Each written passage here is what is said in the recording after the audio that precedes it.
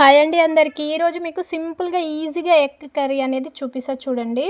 టేస్టీగా ఉంటుంది. సింపుల్‌గా కూడా చాలా టేస్ట్ అనేది చాలా బావుంటుంది. ఫస్ట్ అయితే గ్యాస్ ఆన్ చేసుకొని ఒక 4 ఎగ్స్ అయితే ఉడకబెడుతున్నా నేను.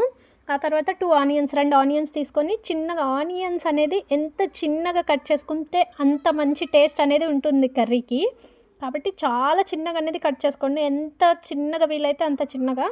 నేనైతే చాలా చిన్నగా అనేది కట్ చేసుకుంటున్నా.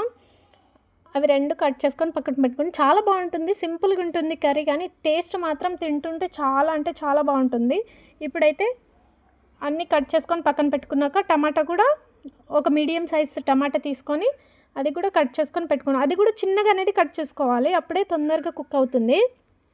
చిన్నగా కట్ చేసుకొని పెట్టుకొని ఇప్పుడైతే గ్యాస్ ఆన్ చేసుకొని కడాయి పెట్టుకుందాం. కడాయి పెట్టుకున్నాక అందులోనే కొంచెం ఆయిల్ అనేది యాడ్ చేసుకుందాం. అందులోనే ఎండుమిర్చి విత్తనాలు, కరివేపాకు వేసి ఆనియన్స్ అనేది బాగా ఫ్రై అవ్వాలి. గోల్డెన్ కలర్ వచ్చే వరకు మగ్గించుకుందాం.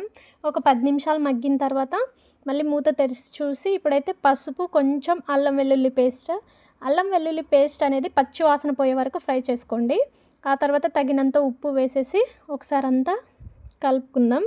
ఆ తర్వాత టమాటా కూడా వేసేసి టమాటా అనేది ఒక 10 నిమిషాలు అనేది మగ్గించుకోవాలి. ఆ తర్వాత కారం, కొంచెం ధనియా మసాలా, ఎండు కొబ్బరి పొడి వేసేసి తగినంత వాటర్ కొంచెమే వేసుకోండి, ఎక్కువ వేసుకోవద్దు. కొంచెం వాటర్ వేసి ఒక 10 నిమిషాలు అనేది మళ్ళీ మగ్గించుకోవాలి. ఆయిల్ ఆ విధంగా అనేది పైకి వస్తే కర్రీ ఆల్మోస్ట్ అయిపోయింది.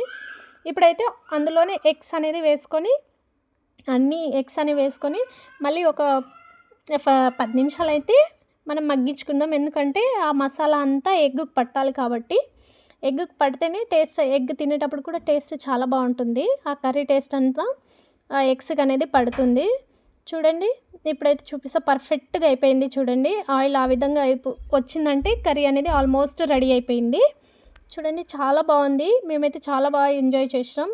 మీకు సింపుల్గా, ఈజీగా అయితే ఉంటుంది. ట్రై చేయండి. అలాగే మన ఛానల్ని సబ్స్క్రైబ్ చేసుకోండి. బాయ్.